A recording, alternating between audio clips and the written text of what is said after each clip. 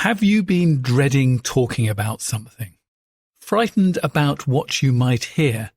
But however painful, it's always best to know.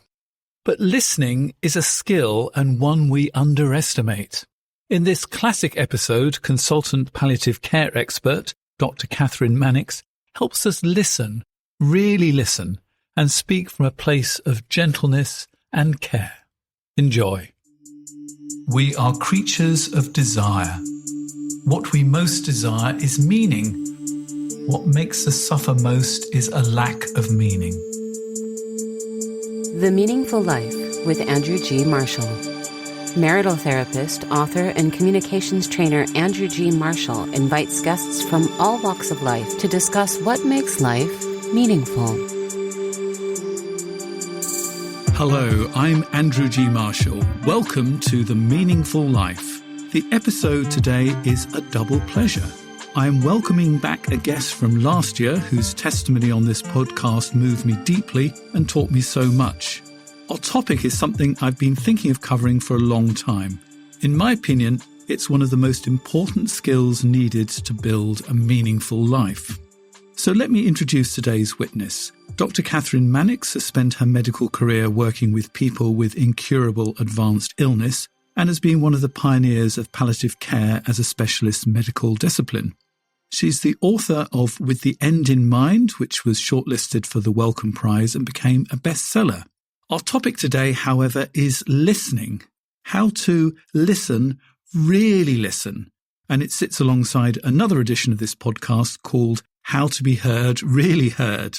Kathryn has a new book out called Listen, How to Find the Words for Tender Conversations, where she shares some more stories from her experiences as a doctor and some skills she learned as a CBT therapist. If you don't know what CBT stands for, it's cognitive behavioural therapy.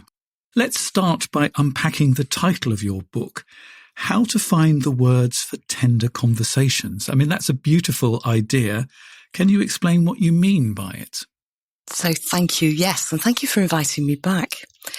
So I started using the word tender about conversations that we feel a little bit daunted by quite a while ago. And I started to use it really as a counter response to the language of difficult conversations, challenging conversations, language that suggests that we need to be in some way defended or defensive or armoured to go into the conversation, because I suspect that that then changes our conduct during the conversation. And if we go into a conversation prepared to be alongside the distress that might arise there of either party, then we are going in, I suppose, a little bit vulnerable, but also available. And I think that changes the transaction at a fundamental level. So tenderness seems to me to be a really important component of what we offer as a listener, whether that's for a friend, a family member, or whether it's what we're bringing as professionals and therapists. And I like the idea of how to find the words, because I think a lot of times we're stopped from having difficult conversations because we just feel, what words do we need? Do we actually have the words? Yeah, that's really true, isn't it? And in fact, it's a slightly misleading subtitle, because once you start to delve into the book, I am not giving people words at all. What I'm saying is, if we step into this place with tenderness and use curiosity as our tool so that we're trying more deeply to understand it, the words that we need will arrive. That actually scripts pervert a conversation, and curiosity enables the conversation that we need to have together to happen. So that's a good way of putting it. We're going to be going through some of the skills you actually need to really arrive there, and the words and the listening will come from that. So I think that's why I really love the title. So you start the book with a wonderful story which sort of illustrates some of the problems of listening. When you were sort of more or less at the beginning of your career, you had a marvellous masterclass from one of your colleagues called Dorothy. Now, you'd broken some bad news by the book to the wife whose husband had died, but this conversation went horribly wrong. What happened? So I was maybe 14, 15 months after qualifying. So I was a very, very junior doctor. And this was the first occasion on which I'd had to tell somebody that their beloved relative had died when I hadn't previously met them. So I'd had those conversations on the ward where I was based, where I was telling families I'd already met at visiting times and I'd been updating them on their person's progress already. But this was after a resuscitation attempt in the emergency department, and we were not able to restore this patient's heart. He'd arrived in an ambulance, blue flashing light, having collapsed at work. And his wife had been sent for by his colleagues, and she'd arrived at the hospital and was sitting in the waiting room. And at the end of the resuscitation attempt, I was pretty much exhausted and wrung out, but I was expecting to be given the usual junior doctor job, which is writing up what happened, making sure all of the drugs had been recorded, those sorts of things, whilst the senior doctor there went to break the bad news to the family. And for reasons that I will never understand, the senior doctor sent me on my own to do that. So what training had you been given to deal with this conversation? Well, when you're going through medical school, there is training about how to break bad news, and that's what it's called, breaking bad news. When you need to tell somebody that a person has died, so by the book would be to check, first of all, that you've got the right person, particularly in the casualty department where there are lots of families flowing through with very sick relatives. You don't actually want to tell the wrong family that their person has died. And it's been known. I'm sure it has. So there's something about this topic that brings up a lot of humour. Yeah. So please. It's the survival, isn't it? It's the survival mechanism. So to check that you've got the right person, and then to give them a warning shot so they're not totally unprepared. I'm sorry, I've got really dreadful news for you. And then not to play with them like a cat and mouse by giving them little bits at a time, but actually to say, I'm really, really sorry to say that X, use the person's name, has died. And so I knew that was what I had to do. I have to say I felt quite sick before I even went into the room, but the thought of doing that. And I went inside and I checked who this lady was, and she was the wife of this person who'd just died. And then I gave my warning shot, and I can remember she was sitting down on what they call comfy chairs in hospital, which are just uncomfortable but low padded chairs. So she was sitting on an uncomfy chair, and I was standing above her. And in my memory, I get taller and taller and taller as I remember it. I'm further and further and further away from her with my white coat on. And I think I might even have been clutching the lapels of my white coat in my own terror. And I said to her that her husband had died. And I don't remember the words I said because I think I was distracted by what happened next, which was there was a very bright orange light and a very sharp pain in my face. And I found myself staggering backwards. And I realized she must have stood up, punched me in the face, and then immediately she just collapsed onto this seat. So she's sitting down, her body folded forwards, her hands over the back of her head, just wailing and shouting at me that I was a liar. It couldn't possibly be true. That's not in the book. That's not what's supposed to happen. You're supposed to be shocked and you're supposed to be sad. And we haven't been told what to do next. And I'm just standing there feeling awful, sad, sick, as though I'm about to pass out because I've had a stonking great thud in my face. And the door opened and one of the staff nurses, Dorothy, came in fact, with a porter who I realized was like the security detail. So they'd clearly heard through the, thin cardboard walls of this room. And I can remember thinking, oh goodness, we don't need a security issue here. That would just be the worst. And Dorothy asked the porter to wait outside. And then she came in And she told me to sit down and she pointed at a chair and I just did as I was told. And she sat beside this lady and just began to comfort her, to console her, to hold one hand, to stroke her shoulder with her other hand and just say, oh, this is all so shocking. And she was using expressions like my love, my dear, my pet, which would be the local colloquial way of speaking to somebody that you knew quite well. This must be so difficult for you, my love. I'm so very sorry. And then she started to ask her questions. But I think what's interesting is she actually sat down beside the lady who'd lost her partner. What was that like, watching that? It was so interesting for me just watching the whole thing. I just started to see all the things I could have done that didn't think to do. Why didn't I sit down? Why didn't I reach for her hand as I said, I've got the most terrible news? Why did I stand there being a armoured doctor? Being almost like a parody of a doctor. And I stood up, I had a white coat on, I was gripping my white coat. I was standing in my place of reassuring myself of my power. I realise now. But at the time, I think all I felt was utter powerlessness.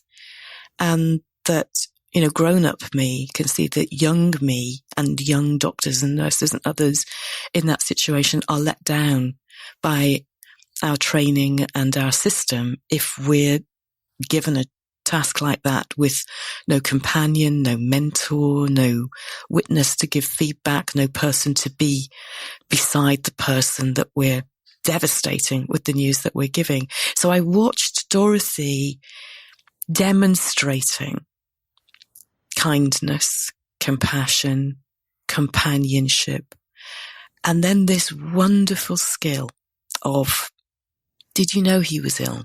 So these are curious questions, and this is, we're going to come back to this over and over again.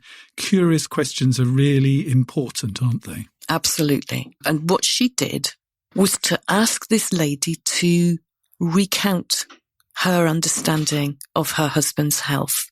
And it turned out, of course, that he'd had a previous heart attack, that he'd nearly died that time, that she felt he'd been on borrowed time ever since then, that he hadn't looked well recently, that she'd thought he shouldn't go to work this morning, that she was almost not surprised by the phone call to say he'd collapsed. And what Dorothy did by asking these questions and by giving little summaries like, oh, so you were already worried about his health. Oh, so even you thought maybe he was on borrowed time already, did you? So questions and then little summaries. She just helped this woman to lay stepping stone by stepping stone by stepping stone towards the truth. What she did was helped her to tell Dorothy, but therefore to tell herself the story so far.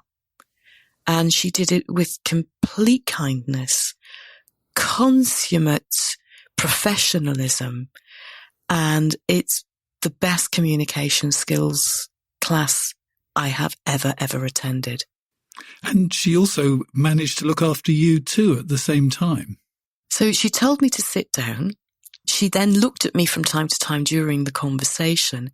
And then once she'd got to the place where this new widow was able to be ready to be taken to sit with her dead husband in a little cubicle in a bed around the corner, she said, okay, so I can take you now to see him if you'd like to. And, is there anybody else you'd like to have here?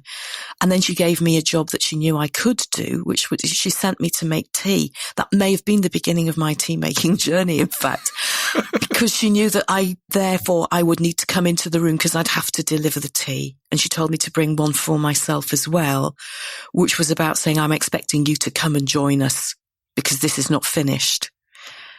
And by the time I delivered the tea to a quietly weeping, becalmed new widow who was immensely grateful for the tea and seemed to have no sense at all that she was responsible for the black eye that I was already evolving, that she was just in a completely different place in her mind.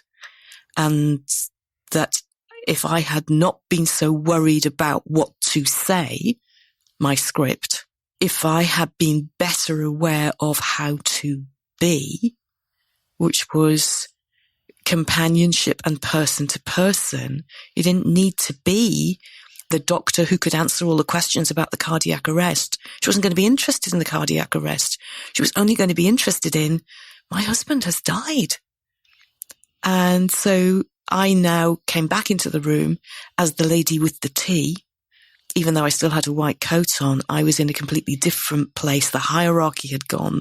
The power balance was completely neutral now. We were three sorrowful women, two of us supporting the third whose sorrow was paramount. And at that point, you were able, I assume, to answer any questions that she might have had about the cardiac arrest. I would have been, and in fact, I don't really remember that part of the episode so well at all. But by then, I know one of the things that I would have done, that I'd learnt during my house jobs the year before, was I would have given her my name and the telephone number on a piece of paper. And I'd always offered to talk to people after a death, and nobody ever got in touch. And I'd had an elderly lady had died, and her husband had come to visit her, probably been sent for because she'd taken very ill and we'd sent for him. And he'd found her bedroom door closed with a notice saying, please see the nursing staff. And I'd been so overwhelmed by his sense of loneliness as I was telling him that she had died and he had nobody else, that I'd given him my name and address on a piece of paper. And he had subsequently phoned the ward, by which time I'd moved to a different ward, and the ward sister phoned the new place I was working to give me his number and get me to phone her back. And he'd been phoning me. In fact, I think this story is in the other book. He'd been phoning me to tell me that he'd thrown her toothbrush out that day. And he felt so lonely he didn't know who else to tell. And he had my number, so he called.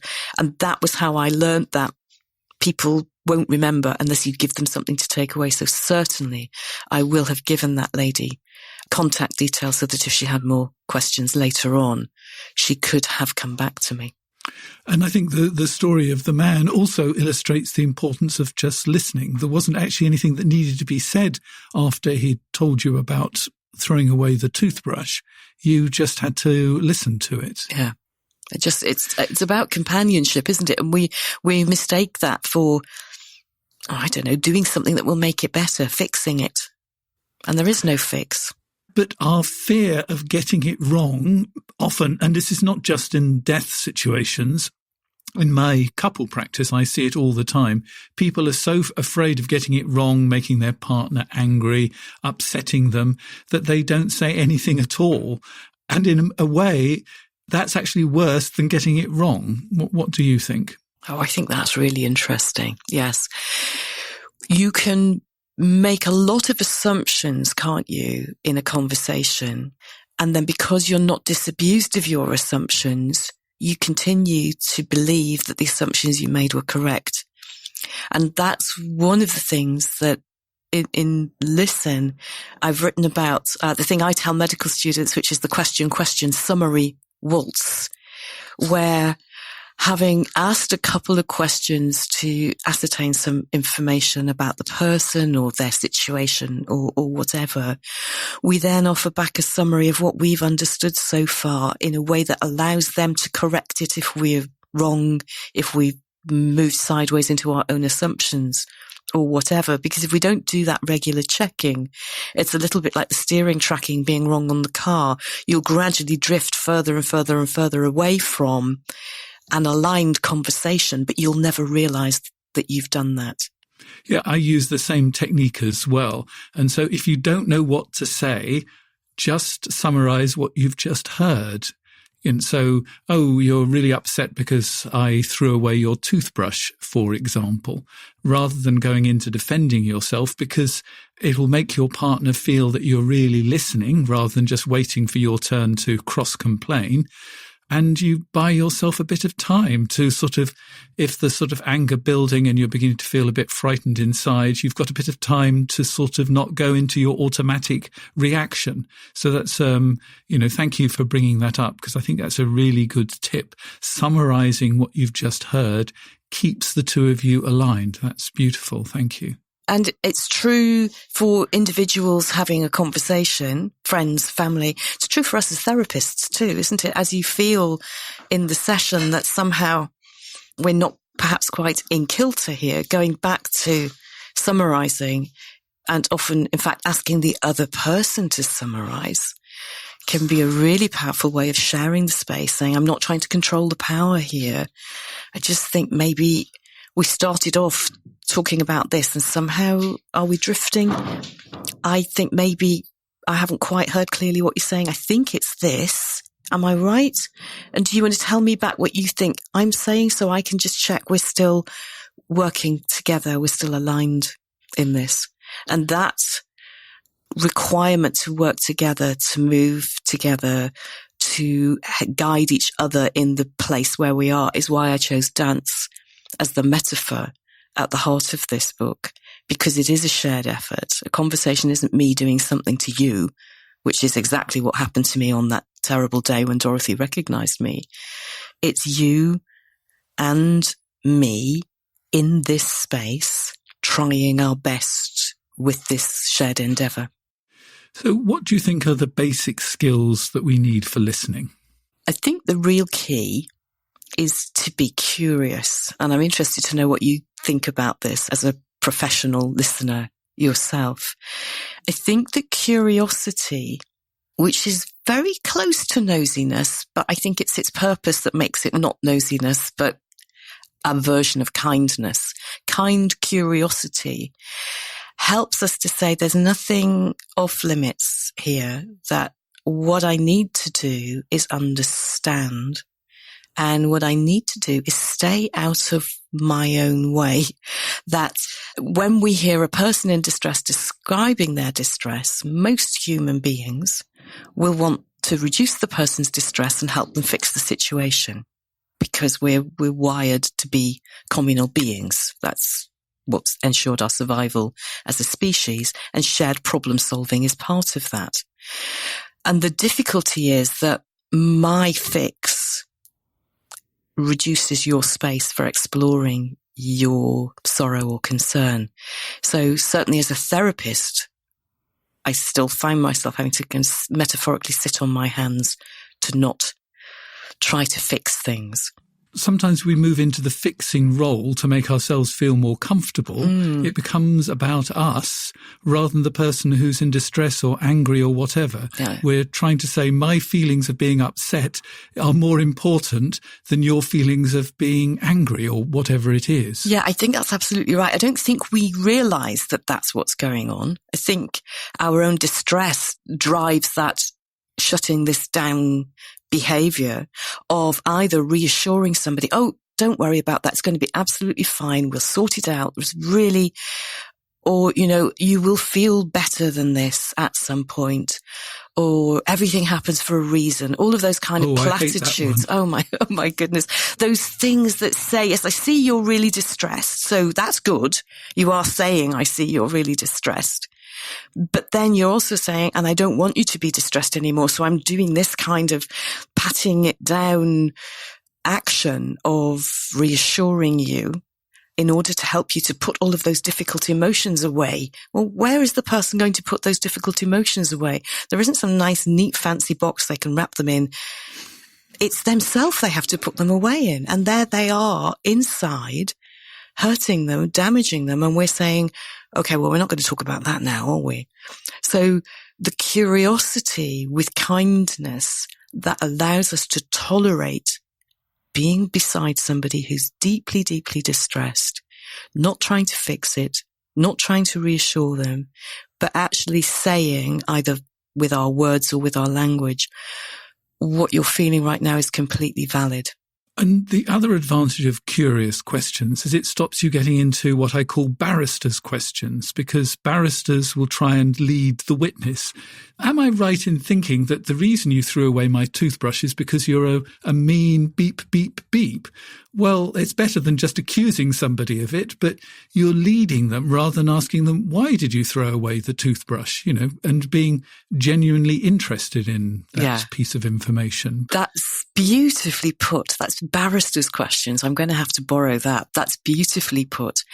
Also, often I'm teaching clinicians about this style of questioning, and they have a style of clinical questioning, which is a list of questions that they need to get through, where each question is independent of the answer to the previous question.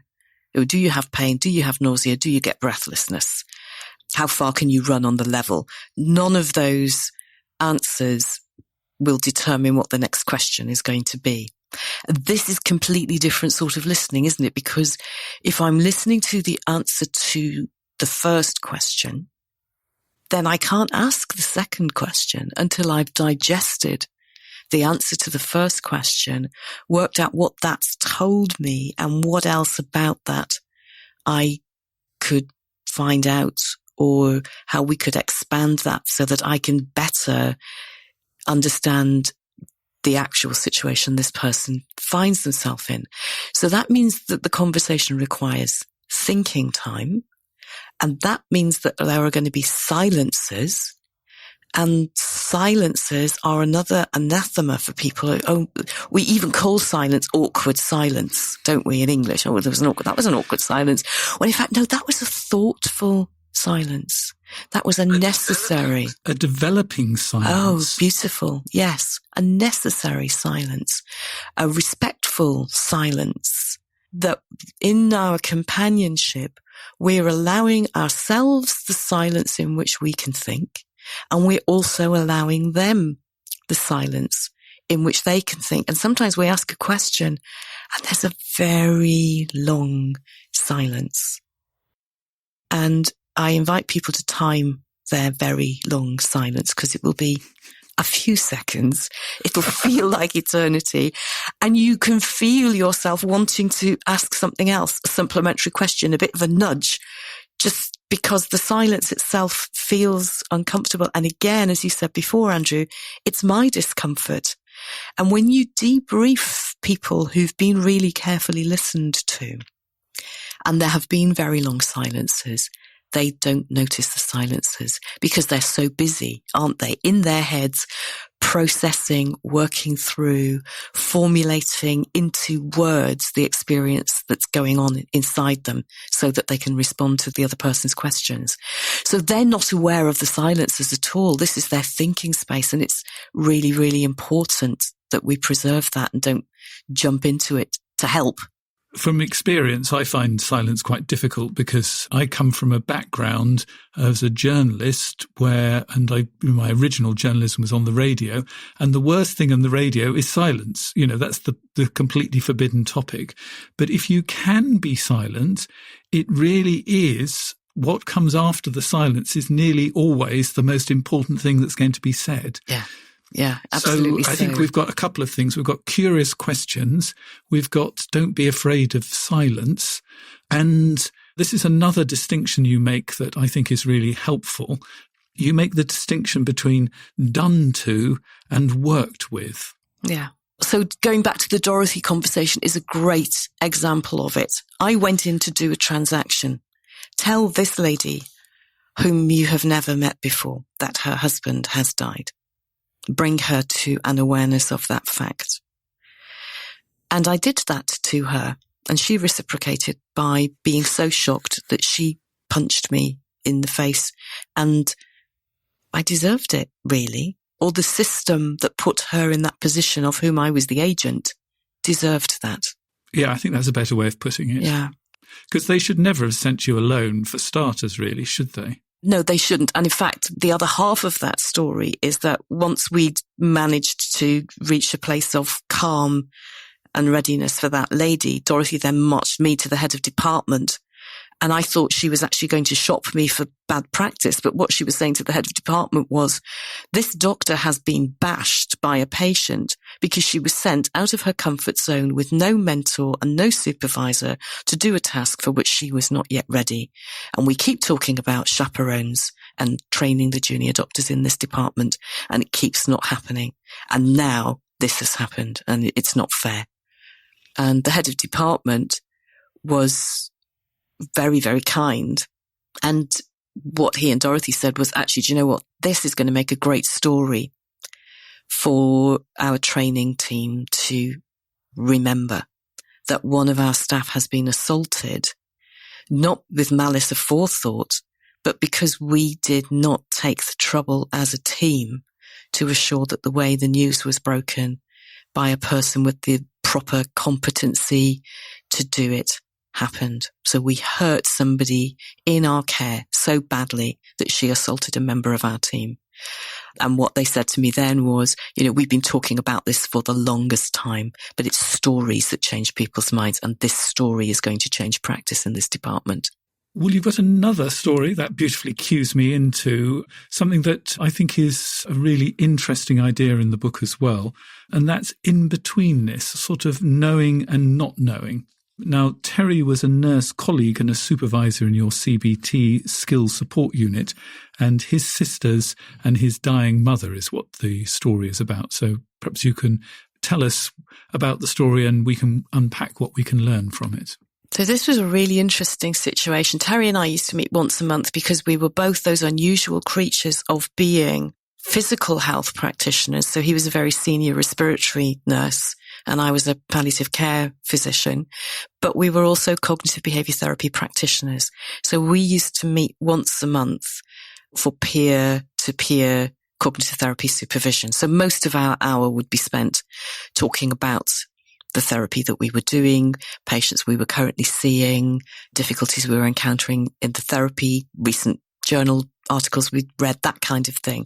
But we would always have a cup of coffee at the end and there'd be a bit of family chit chat. And it became apparent that his mum, who was becoming increasingly frail with heart failure, was probably starting to die. And she wanted to remain in her own home. And Terry and his 3 sisters wanted to support her in that endeavour. And some lived quite close by and were able to pop in regularly. Terry didn't live quite so nearby, but he would go and spend 1 or 2 weekends a month. He'd go and live at his mum's house, which gave his sisters a break for the weekend with their families and also gave him very precious time with his mum. But he worried that his sisters didn't seem to realise how sick their mum was, and he was a little bit concerned that maybe she didn't realise how sick she was. So he started to have conversations with each of them where he mentioned that he thought that maybe time was getting short for their mum. And one of the things that was so remarkable for him about it was, she's the mum of all 4 of us. She's brought us all up the same way. Can't believe 4 people can have such different attitudes to the idea that their mum is dying. So one of the sisters said, "Oh, I don't think you should even say that. That's terrible. It's wishing her away. It's just too sad. Don't say that anymore." One of the sisters said, "Do you know what? Sometimes she looks a bit frightened to me and I wonder whether she thinks that too, but I don't know how to ask her and I'm not sure whether or not we should say anything." And their big sister said, "That's absolute nonsense and you cannot ever discuss that with mum. Even the idea of discussing it would kill her. Practically, I forbid you ever to do that." She really went into big sister mode. And yet he knew that almost certainly from some of the things that she was saying to him, mum was aware that things were not going in the right direction. But he also knew that if he carried on cultivating the suspicions of the other 2 sisters, that would be really undermining to the older sister, to Big Sis, and that he was going to have to tackle Big Sis first because she took being Big Sister very, very seriously. So the story is in the book to talk about that state of knowing about serious illness or some other, really bad thing being wrong, and how we can, as individuals, inhabit several different places at different times around that same situation. And some of the time we can choose not to know. And I was thinking about this in two sort of situations. Sometimes before infidelity is discovered, there's a sense of knowing and not knowing. And the same when there's sort of addiction issues is around as well. There's a sort of knowing and a not knowing and moving backwards and forwards. So it doesn't just happen around death. No. It happens around all sorts of other things as well, which is why I really welcomed the chance to talk to you about this. Yes, you're absolutely right. And so people have these periods of time when the evidence is gathering, isn't it? And if you string the evidence together, one of the possibilities is that your child is not developing as other children of the same age develop, or your parent is actually more forgetful and a little bit more bewildered than a person of an equivalent age might be. And perhaps this is a serious diagnosis rather than just being a little bit old and forgetty. So you're right. It's absolutely not just about death. It's about the human condition, and that we're able to inhabit a space that says, well, it's probably going to be all right, and feel emotionally assured. And then at other times we go to that place, but what if? Because I have noticed this and I have noticed this and I do wonder that.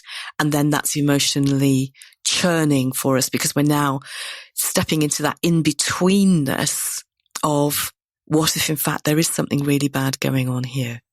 And then there's another place, which is certainty, which is knowing.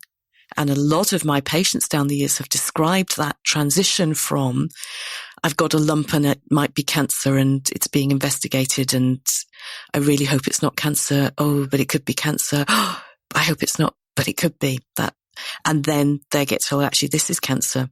This is what's going to happen. This is the treatment plan. And the relief of knowing and knowing now what I need to plan for is much more comfortable than the uncertainty of not knowing. So how did Terry navigate this? So Terry was very, very skillful, and he decided what he'd do was invite Big Sis over during one of the weekends he was on mum watch. And he, of course, had conversations with his own respiratory patients hundreds, thousands of times about their concerns and their worries. And he was able to navigate those conversations and help people simply by being curious and walking alongside their concerns and asking them what made them think about that concern. And being silent when he needed to be silent. Yes, and just shutting up in between times. So he suggested that his big sister come over for lunch. And he then engineered that mum would have a snooze before Big Sis arrived, so she'd be awake and ready for a conversation, and then they'd sit down together, have a cuppa, and he just very gently started asking her how she thought things were going. And she, as he had completely anticipated, started to say that sometimes she thought that maybe she wasn't very well. And do you have people who are as sick as I am in your practice, Terry?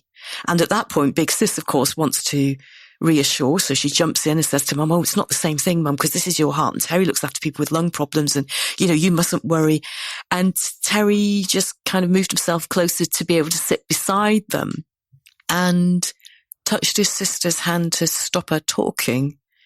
And was able to say, just say that again, Mum, tell me what it is that concerns you about that. Yes, I do see people who get very tired, need to sleep a lot, lose their appetite, lots of the things that you're going through. I do see that. And what is it about that you want to know? And his mum magnificently described her fear that maybe she was so sick that she could die, that her real fear was not dying. It was that she would die in bed alone, which would be okay, but one of her beloved children would then be the person to find her dead the next day, and how difficult that would be for them, and that she worried about them so much. And so just by allowing his mum to speak with his sister as a witness that he hadn't broken bad news, he had elicited her concerns, and that Mum was in this lonely place of almost knowing, but never having had her suspicions confirmed. And that in-betweenness was completely lonely because she had no companion there, because she didn't want to distress her children by talking to them about her concerns. And so when his big sister said, Mum, why didn't you say anything? Mum said, well, I think the others have guessed, but I didn't think you had guessed. And that's because she'd been being so robustly cheerful and everything's going to be fine every time she'd visited. And in her kindness had actually locked Mum in this lonely place where she couldn't have that conversation. So Terry was then able to leave them to have a hug while he went off to the job, which was making the lunch. And then once Big Sis was on board, they were able to arrange the conversations that allowed them to talk about Mum's plans, think about how she could summon help if she felt unwell in the middle of the night, say the important things, begin the farewells that were going to be necessary, because this was her terminal illness. It was a heart failure illness, not a cancer illness. But they were now able to have those important conversations. And by moving Mum from that kind of in-betweenness that everybody else had condemned her to her place of knowing, she was now able to have companions and not be occupied all the time by wondering. She's now got emotional space to do nice things, to have visits with her grandchildren, to start writing the Christmas shopping list and things like that. In-betweenness is terribly lonely, and it's also terribly preoccupying. So it's a place of stormy emotions with no port. And it's almost as though welcoming somebody into knowing also offers them a harbour where the waters are less choppy and you can get off the boat for a while and do other things while you're ashore. That's a lovely story, and thank you very much for sharing it with us. One of the other kinds of listening that I think is very important, particularly for the meaningful life, is listening to ourselves. Have you got any advice on how to listen to ourselves rather than march onwards? It's a really important thing, isn't it?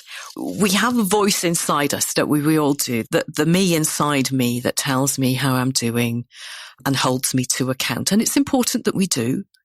But we tend to listen to that voice without holding it to account in the same way as we might hold a person sitting in a chair opposite to us to account. So if it's driving us to work harder and harder and harder, or it's telling us we're not working hard enough, or it's telling us that, there are so many things to do and you're never going to get through them all. It's often a critical voice when we're stressed. It's often a far calmer voice when we're less stressed, when we're emotionally well. Our inner voice often is our friend. So there is something about stopping to discern what inner me is telling myself. And in cognitive behaviour therapy, that's the thing that we teach people to do all the time. And that there's a story in the book, in fact, of a young man with cystic fibrosis who's making a lot of assumptions about himself, his relationship with his mum, and with a younger adult relative who some of the time is his pal, but some of the time goes into a kind of parenting mode with him. But he's making a lot of assumptions about not being a good enough son and being a difficult person, and helping him to notice the critical voice inside his head and write the things down. Or to start off with, I was writing the things down. It was a beautiful, beautiful encounter with him, because as he was able to say the things out loud that his inner voice was saying to him, and then give me evidence for or against those things, he was able to realize that you have stuff in your head and you think it's true and it's rubbish. And that was so relieving of his burden. Some of the stuff that I believe about myself is rubbish. And he was a rapper. He actually made a rap about the rubbish that's in your head, and you don't really have to believe it. And it was just the most fantastic moment, I think, in therapy I've ever had. I made an attempt to recapture his rap in the book, ill thought through because I was going to narrate the audiobook. I've had to read an audiobook, which means, dear listeners, that I did have to rap, which caused some hilarity on the recording desk in the studio next door.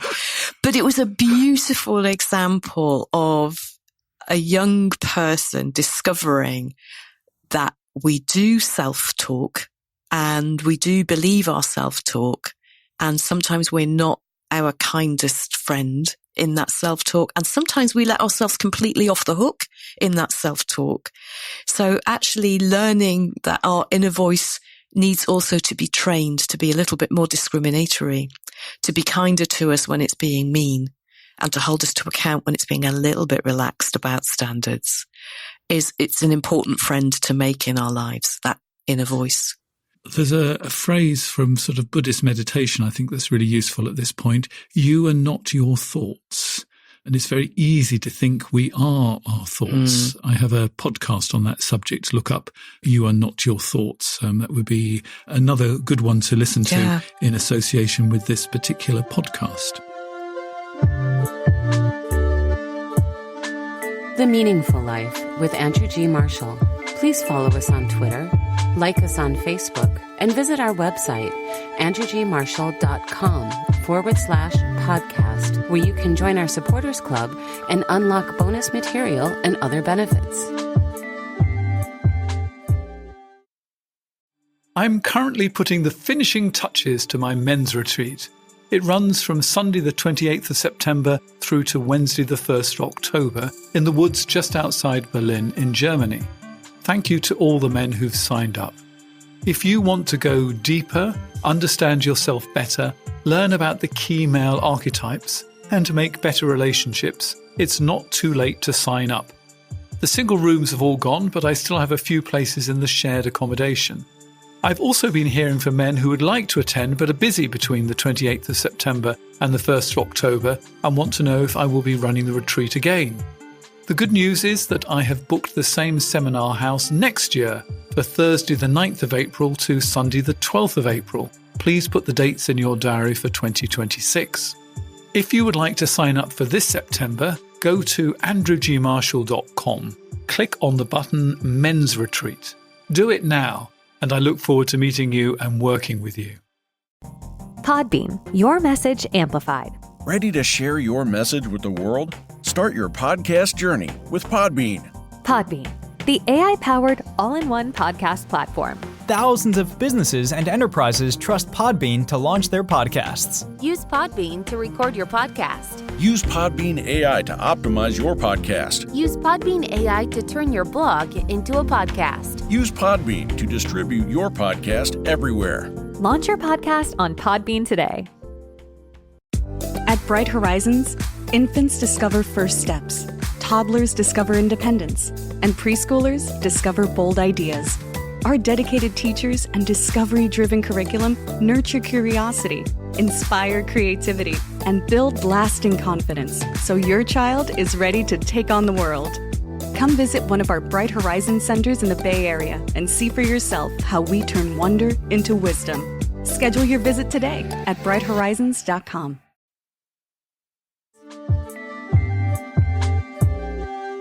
We've decided to do something slightly different in the sense that we're inviting everybody now to write in with their letters and questions. So if you've got something you'd like me to discuss on the podcast and get the benefit of one of my witnesses to talk alongside me with it, if you go to my website, you'll find ways of communicating with me. The website www.andrewgmarshall.com.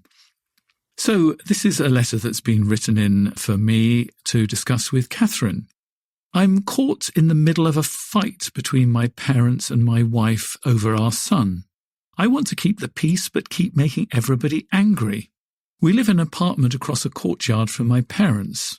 When it became available, my wife was against the idea, but I had this picture of our son, who is now 7, being able to run back and forth between his granny and us, getting the best of both worlds, time with us and time with his grandparents. Both my wife and I have demanding jobs, and built-in childcare was just too good to refuse. And as my mother said, why pay someone when family is at hand? Unfortunately, my wife and my mother clash about everything from what he can eat upwards. My wife wants him to have no sugar and caffeinated drinks, and my mother says it's a grandmother's privilege to spoil her only grandson.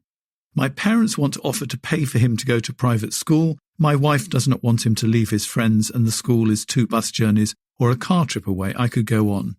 My wife says I put my mother first, which is a lie, but she says I don't respect her and I can't really love her. My mother says my wife is too sensitive and twists her words. I just want everyone to get on. So, what are your thoughts, Kathryn? Oh boy. This is such an interesting dilemma. I wonder whether this writer wonders what the anger is about. That I keep making everybody angry. So I wonder whether he understands that we all have blind spots and could become curious about what might be his blind spots. Because I'm moved to ask when I read this, what is his primary relationship? Is it with his wife or is it with his mother? And probably, what is her primary relationship? Is it with her husband or is it with her son? Yeah, indeed so. So there are lots and lots of questions to be asked here, aren't there, by us? But most of those are questions to help him to ask because, I just want everybody to get on that great hand-washing statement at the end that none of this is my fault and I don't like the unhappiness. And he's named anger and clashing and he's named lack of love and he's accusing somebody of lying. But it's all about everybody else and it's all everybody else's problem here. So I would be really interested to ask him what he thinks people are angry about. I'd be really interested to know what he thinks respecting his wife would look like and what she thinks respecting her would look like. And I just want everybody to get on. So I might start with, what if that is never going to be possible? Because he's decided the solution is everybody is going to get on. And I don't get a sense of a curiosity about the work that he might have to do for that to happen. It sounds like a kind of helpless, childlike question of, can you help me to make this better rather than can you help me to understand and be part of the solution? So how is he going to listen to, let's start off with his wife? Because she's going to get very upset and very angry. And my suspicion is he's going to get very defensive. Yeah, absolutely. Or even go on the attack. It is very interesting, isn't it, to think about how can he create a safe space with a contract in it about that listening, and that maybe they can only do that for a limited amount of time. But to be truly, truly curious about one thing, and maybe the contract is, I want to understand more about how you think I don't respect you. I think perhaps the wife's relationship with the mother is down the line here, and it's very easy for that to become about them and not about him. So for him to do that kind of rehearsal in his own mind of, I am going to listen, I'm going to use a question waltz pattern of anything she says to me, I'm not going to argue with, I'm going to accept as the truth as the way she sees it. And by the end of 10 minutes of discussing it in this way, I may feel sadder, I may feel many difficult emotions, but I will have a better understanding of how it feels to be my wife. And the intent of that particular conversation is only to understand how it feels to be her, not to fix it, not to make it better, not to make progress in any particular direction, but simply to have listened well. And to understand a little bit better from that listening. So he will need to take some time afterwards, won't he, to reflect. He may feel quite wounded by some of the things she might say, because he sounds as though he doesn't like difficult emotions. So when she's describing what she's feeling, if he loves her, and he probably does love her, I'm sure he's going he to be does. hurt by the things that he hears about her interpretation of the way their relationship is at the moment. And again, to understand that this is a snapshot in time. We're talking about how the relationship is at the moment in order to be able to use time as one of our tools. What things might we change a little bit as time goes by so that we're building a bridge from where she is to where he is, and where he's building a bridge from where he is towards where she is, that they can meet on. There must be a place that they both move towards. So here's a curious question, because I really don't know the answer to it. So I'd love for you to help me think about it. Now, he's obviously going to need to listen to his mother as well. But should you be prepared to listen to a whole list of criticisms about your wife? What do you think about that? I think that's really interesting. And I think that's why one of my early questions to him, if we were meeting, would be for him to define his primary relationship, because that's the relationship that he has to support and defend and co-work in this situation. So if he decides that it is his wife, then part of his conversation with his mother is about, we're talking here about my life partner. I have chosen her. I am dedicated to her. I want you to be able to work with her for the good of our son and your grandson. And I am not prepared to hear her being insulted. We have to behave here like grown-ups. There's something here that sounds a little bit like playground mudslinging, isn't there? And again, it's interesting to speculate about whether that's the childlike mindset of the writer or whether that's actually a real thing that's going on. You know, it's almost as though he's being parented by his wife and by his mother, and his two mummies are fighting. And I'm sort of wondering whether it's sort of okay to hear about your mother's opinion about behaviour, like what happened in a particular argument between the two of them. Now, that might be okay, but what I don't think you want is something that then takes the behaviour and turns it into a character assassination. Yeah. So disrespectful, for example, is about the character, yeah. Whereas I don't agree with about some particular incident is something entirely different. Yeah. And there's a good example of it in the letter, isn't there? There's what this child should eat and drink when visiting grannies is a great example of that. Your wife has ridiculous rules about what this child can eat and drink, and I'm the granny and I should be allowed to indulge him. And so there's some listening to do there, isn't there, to his mum and her views about grannying, and his wife and her views about responsible parenting. And there's also a conversation about whether, in this context, I'm curious about whether granny thinks she's being a granny or whether she thinks she's being a co-parent. Because if she's an intermittent granny, she can give treats, and she's quite right. The occasional treat is not a problem. But if she's a co-parent and every single day is treat day, then that is a different attitude to the house rules of the actual parents of this child. And we can indulge grannies when they want to indulge in occasional treats. But I'm not sure as responsible parents that we can indulge grannies in changing the way children live their lives day in, day out. So there's something about their conversation where he needs to discover what the relationship is that granny would like to have with this grandson. That is a bit of grandmother wisdom coming there. Thank you very much for that, Kathryn. I love the difference between are you a grandparent or a co-parent? And I think you're right. There is a huge difference between seeing somebody 3 times a year and 3 times a day. So in your book, you stress that with listening and, a difficult conversation, you've got to end safely.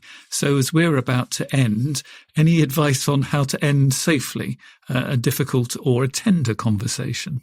It's really important, isn't it, if we've unpacked our emotions or we've searched deeper parts of ourselves, that we're able to finish in a way that allows us to step from that conversation back into the rest of the world as we're required to be. It's partly what you're doing here, which is reminding me that we do need to end safely, and a kind of timekeeping statement, because if I've been talking to my friend whose husband never listens to anything she says and lets Granny indulge her son, and she's feeling terribly upset about it, in a moment she has to, leave the safety of my house or our telephone call and go back to be who she is in the world. So being able to say, it's coming towards the end of the time that we've got available. Are you okay? What do you need to do now to get yourself into a better place? A little bit like Dorothy helping that new widow to be safe enough in the room where we were sitting before she then took her the next step, which was to see her dead husband in a bed, and gradually she's walking her into this new reality. So good timekeeping is important. And I used to really struggle with that. The idea that, I can feel I'm talking to this person who's sobbing their eyes out in the car park in the supermarket, but I need to look at my watch because I'm doing the school run. And is it rude to look at my watch? Same dilemma, in fact, in therapy. If there isn't a clock on the wall, how do you find out where you are? Something that I was given in supervision, in fact, was another one of the cognitive therapists in our group who said, I always make the client responsible for timekeeping. What a genius idea. So we say at the beginning, so it's such and such a time now, and we've got until this time to talk. And I want to make sure that we've summarized everything and worked out the things you might need to do before we meet next. So could you give me a time check when there's 10 to 15 minutes left, just in case I get carried away? Wonderful. So now I can check my watch and I can say, I can see we've still got 20 minutes left. So actually we've got another 5 or 10 minutes to just finish what we're talking about now. And that'll still leave us 10 minutes. And now time starts to feel generous instead of constrained. Same thing when somebody says, I've got something on my mind. Can I talk to you about it? And very often they mean now. That it's okay to say, well, that sounds really important. I'm actually due in a meeting in 10 minutes time. If you think 10 minutes is enough, I can talk now. But if you think it needs more than that, because I want to give you good attention, I can get my diary out and we can plan a meeting especially for us to talk about this thing together. Which would you prefer? So you're not saying no, you're saying when. So it goes back to that thing we were talking about at the very beginning about the invitation into a conversation, not necessarily meaning that we have to invite, begin, process, sort out and finish all in one conversation. They can be several conversations, but each conversation needs to reach an end point where I'm metaphorically dressed again. I may have been emotionally naked during that conversation, but I've got myself back to a safe place. So thank you very much for being my witness on The Meaningful Life for the second time. So I'm not going to ask you what makes your life meaningful this time. I'm going to give you an even harder question. What would make your life more meaningful?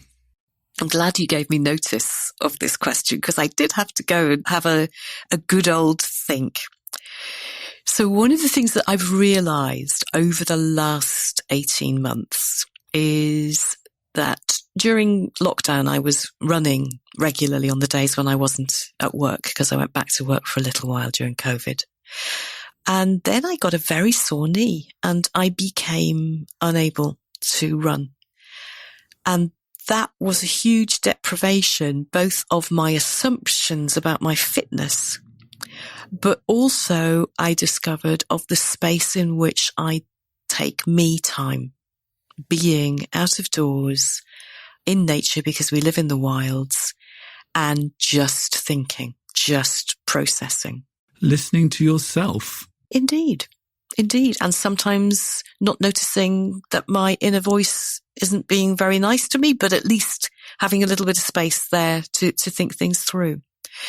So as a consequence of the sore knee, I sought help, and the help I got was a very capable physiotherapist who gave me a lot of work to do, not on my knee, but on my balance, on the way I walk, on the muscles in my legs, all kinds of things.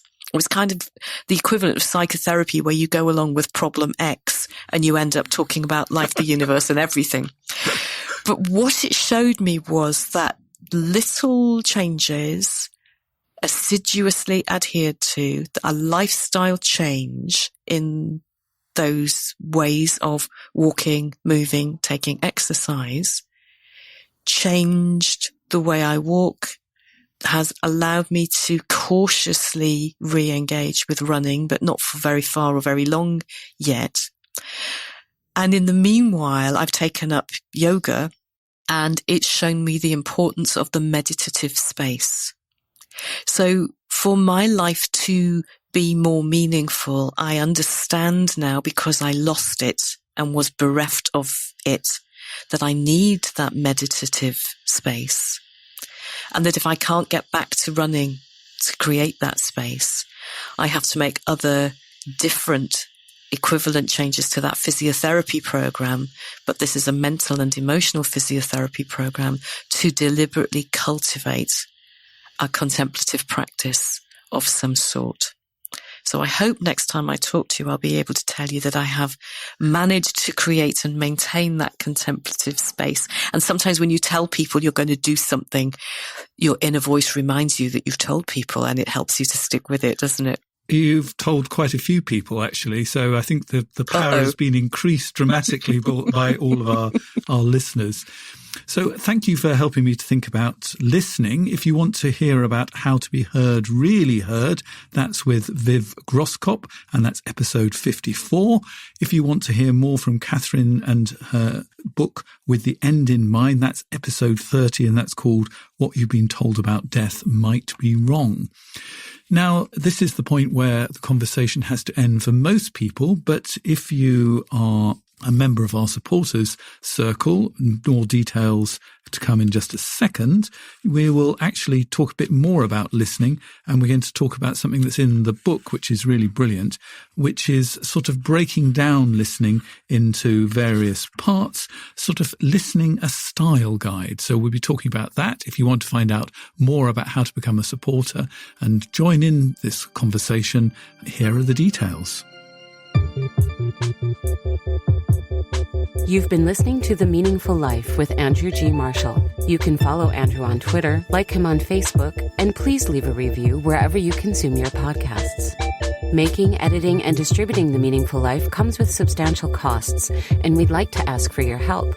Visit our website, andrewgmarshall.com/podcast, where you can join our supporters club and unlock bonus material for every program, send in a letter to be discussed by Andrew and his guests, and join a community of other people seeking to make their life meaningful. At the gold level, you get even more benefits. Production of The Meaningful Life with Andrew G. Marshall is by Michael Dooney. Social media by Madeleine Healy. Sound engineering and theme tune by Sebastian de la Luz Mendoza. And I'm Susie Colick. Please tell your friends and spread the word. Thank you.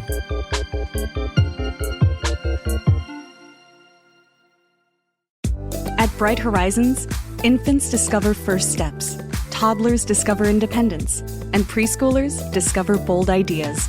Our dedicated teachers and discovery-driven curriculum nurture curiosity, inspire creativity, and build lasting confidence so your child is ready to take on the world. Come visit one of our Bright Horizons centers in the Bay Area and see for yourself how we turn wonder into wisdom. Schedule your visit today at brighthorizons.com. At the UPS Store, we understand the importance of a first impression. That's why we're here to help you put your best foot forward and be unstoppable with our printing services. With high-quality paper stock options, banners, business cards, menus, and more, we make sure your small business stands out and your message reaches the masses. After all, we're the one-stop prints that pop store. Most locations are independently owned. Product, services, prices, and hours of operation may vary. See Center for details. The UPS Store. Be unstoppable. Come into your local store today and get your print on. You want your child to thrive and reach their full potential. K-12 can help them get there. K-12-powered schools are tuition-free, accredited online public schools for students in kindergarten through 12th grade. This is not your typical homeschooling. With state-certified teachers specially trained to teach online, your child will learn at their speed, at home, with innovative, engaging technology.